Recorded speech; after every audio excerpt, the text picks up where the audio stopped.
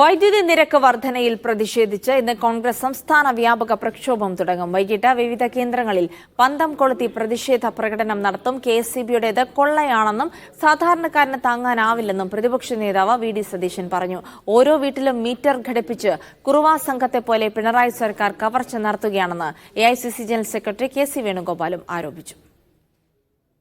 ഇതിന്റെ എല്ലാം പാപഭാരം ചുമക്കേണ്ടി വരുന്നത് സാധാരണക്കാരായ ആളുകളായി മാറിയിരിക്കുന്നു എന്നുള്ളതാണ് ഏറ്റവും വലിയ സങ്കടം.